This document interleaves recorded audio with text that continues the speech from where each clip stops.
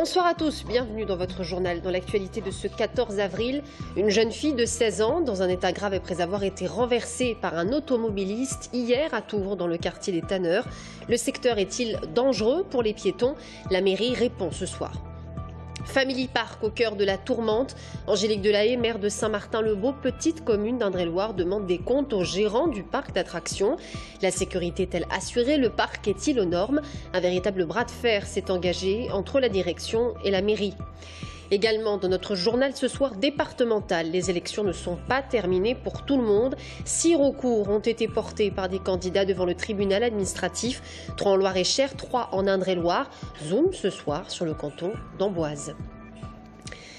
Et on ouvre ce journal avec cette question. À Tours, les routes du quartier des Tanneurs sont-elles suffisamment sécurisées? Après l'accident grave d'une jeune fille de 16 ans renversée hier par un automobiliste sur un passage piéton, que doit-on en conclure? Que dit la mairie? Ce secteur est-il dangereux pour les piétons? On tente d'y voir plus clair avec Agnès Michaud. Au passage piéton, le pas est hésitant. Pourtant, le code de la route est clair. C'est le piéton qui est prioritaire sur les passages sécurisés. Une règle malheureusement peu respectée par les automobilistes. À certains endroits de Tours, les piétons doivent même redoubler de vigilance, comme aux abords de la fac des Tanneurs. Les étudiants n'ont pas forcément le temps de voir les voitures arriver, étant donné qu'il y a énormément de voitures garées. Ouais, je pense que même pour les voitures, c'est pas facile de les voir. On a tendance à être un peu pressé quand on sort de la fac. Vous regardez pas forcément? Bah, si, quand même, bien sûr. Vous arrivez à avoir des écouteurs ou un téléphone? Ouais, bien sûr, mais dans tous les cas, on sait que c'est une route dangereuse, donc on va quand même essayer de faire attention. Les gens roulent vite et comme il y a 2 voies juste après l'entrée du rond-point, les automobilistes de la deuxième voie ne nous voient jamais, donc en général ils sont obligés de piler pour pas nous rentrer dedans. Automobilistes pressés et piétons distraits, une équation qui peut être lourde de conséquences. Alors comment la mairie peut-elle agir pour sécuriser ces passages? A-t-elle identifié des zones sensibles? Quand on interroge l'adjoint à la mobilité, il reconnaît se sentir un peu démuni.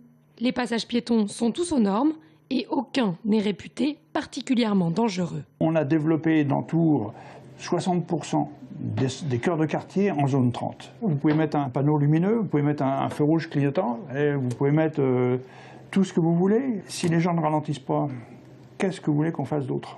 Tout ça, bien sûr, ça coûte énormément cher. Vous savez que les budgets sont de plus en plus contraints.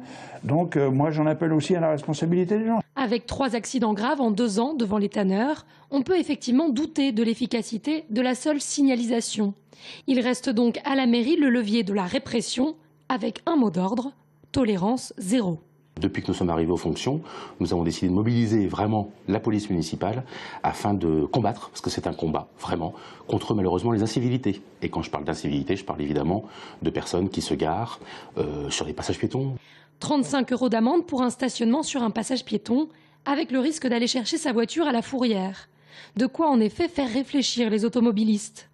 Et pour dégager encore davantage la visibilité aux abords des passages sécurisés, une directive du ministère de l'Intérieur prévoit d'interdire le stationnement 5 mètres en amont des clous et 5 mètres en aval. Les pompiers menacent de faire grève le 22 avril prochain. La CFTC, sapeurs-pompiers et agents des SDIS, syndics majoritaires, s'inquiètent, je cite, pour la sécurité des habitants de l'agglomération Tourangelle et des pompiers. L'incendie aux rives du Cher, le 18 mars dernier, a démontré nos limites sur l'aspect humain et matériel.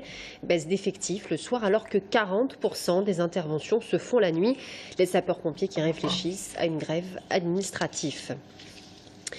Politique, il conteste les résultats des élections départementales. Dans nos 2 départements, plusieurs recours ont été déposés devant le tribunal administratif. D'abord en Loire-et-Cher, sans surprise dans le canton de Montoire. Le FN, Jean-Yves Narquin, reproche à Maurice Leroy d'avoir, je cite, utilisé les moyens du Conseil général pour sa propagande électorale. À Montrichard également, où un faible écart de voix, je vous le rappelle, 11 au total, séparait les 2 binômes de droite. Et enfin, à Saint-Aignan. Par ailleurs, en Indre-et-Loire, 3 recours, là aussi, ont été portés devant le tribunal administratif. À Tours-Ouest, le binôme PS-Modem reproche à la droite d'avoir utilisé les 3 couleurs bleu, blanc, rouge sur leur profession de foi. À Montlouis-Chambray-les-Tours, il semble que les poursuites aient été abandonnées. Et enfin, on zoome ce soir sur le canton d'Amboise. Le binôme de l'Union de la droite a déposé, lui aussi, un recours administratif. Motif, propagande. Je vous le rappelle, à Amboise, un peu plus de 150 voix ont départagé la droite de la gauche qui siège aujourd'hui au conseil départemental d'Indre-et-Loire. Florent Carrière. 153 voix d'écart entre la gauche et la droite dans le cadre d'une triangulaire avec le Front National. Un faible écart qui justifie pour le binôme UMP-UDI un recours auprès du tribunal administratif. Un recours médiatisé non pas par les dépositaires, mais par le binôme victorieux. Rémi Loveau parle ainsi d'un acte agressif. On l'a pris avec une grande stupéfaction d'apprendre un changement de posture des candidats UMP-UDI. Les candidats UMP-UDI ont beaucoup d'amertume de leur défaite et qu'au final, ce n'est qu'un esprit de revanche supplémentaire d'une élection qui est passée. Alors le binôme de la droite, incarné par l'UDI Christine Fauquet et l'UMP Thierry Boutard, est-il mauvais perdant ? Absolument pas, c'est absolument pas pour ça que nous l'avons fait. D'ailleurs, c'est la raison pour laquelle nous n'avons pas communiqué.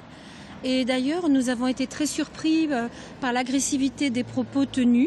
Nous exerçons un droit. Il y a un certain nombre de points qui nous ont paru ne pas répondre à la légalité et nous avons déposé un recours. Il y en a 3 et sur ces points, je serai très clair, nous avons adopté une ligne de conduite qui est celle, pour le moment, de ne pas en faire état dans la presse. Pas de communication avant que ce recours ait été jugé recevable par le président du tribunal administratif d'Orléans. Un recours qui porte sur la propagande électorale. L'utilisation de moyens municipaux de la ville d'Amboise pourrait figurer dans les points soulevés dans ce recours. Un parc d'attractions au cœur d'une polémique à Saint-Martin-le-Beau, petite commune d'Indre-et-Loire. Entre le patron de Family Park et Angélique Delahaye, maire de la commune, c'est un bras de fer qui s'est engagé. Le parc emploie une vingtaine de personnes. Ces dernières années, il est passé de 15 à 60 000 visiteurs par an. Cependant, la mairie s'interroge sur la sécurité, notamment les risques d'inondation. Elle demande aux gérants de démontrer que tout est aux normes. Un reportage d'Audrey Champigny. Patrick Bonneau l'affirme, tous ces manèges sont conformes et les certificats remis en mairie. Pourtant, l'ouverture de Family Park cette année a fait débat lors du dernier conseil municipal. La maire de Saint-Martin-le-Beau a en effet estimé avoir des doutes en matière de sécurité, notamment sur le risque d'inondation car situé sur les bords du Cher, mais également sur le respect de la réglementation concernant l'accueil du public. J'attends ce rapport, j'attends que les gérants de la société Family Park déposent leur dossier d'agrément pour un établissement recevant du public, parce qu'ils ont quand même admis qu'ils arrivent à recevoir à certains moments 1500 personnes. Vous imaginez bien que les conditions et les règles de sécurité, quand vous recevez 300 personnes ou vous en recevez 1500, ne sont absolument pas les mêmes, hein. La commission de sécurité passée hier n'a pourtant rien eu à redire. Une réunion entre les gérants et le maire est tout de même prévue vendredi. Toujours est-il que cette polémique n'est pas bonne pour les affaires. Tout à fait, nous avons une baisse de fréquentation puisque les gens ne savaient plus sur quel pied danser. Et voilà, les gens se disaient qu'est-ce qu'on fait, on y va pas, il y a la sécurité ou pas la sécurité. Alors que nos manèges sont passés tous les ans au contrôle de sécurité par un organisme agréé par le ministre de l'Intérieur. Donc il n'y avait aucun souci, mais les gens ont toujours le doute. Le parc, qui fête cette année ses 10 ans, a ouvert ses portes le week-end de Pâques. Chaque année, il accueille près de 60 000 visiteurs. Sprint final pour le TVB qui joue ce soir à 7 sa place pour les demi-finales du championnat de France. Ce sera contre Cannes ou Beauvais. Mention spéciale à Cannes qui a remporté la première des 2 rencontres.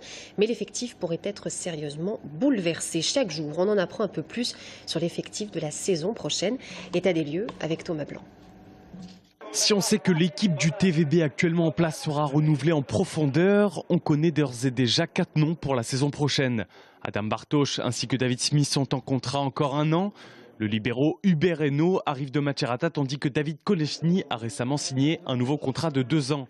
Au poste de passeur, l'international français Johan Jomel, actuellement à Ajaccio, est fortement pressenti. Côté départ, on sait que Jean-François Exiga, l'actuel libéraux, devrait rejoindre Ajaccio, club d'Antoine Exiga, son père. Le Canadien Nicolas Hogg jouera lui à Paris la saison prochaine.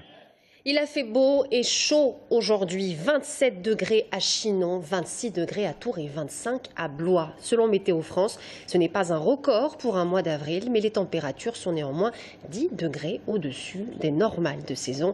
Profitez-en car dans la nuit de jeudi à vendredi, le temps va se dégrader avec une baisse significative des températures en fin de semaine.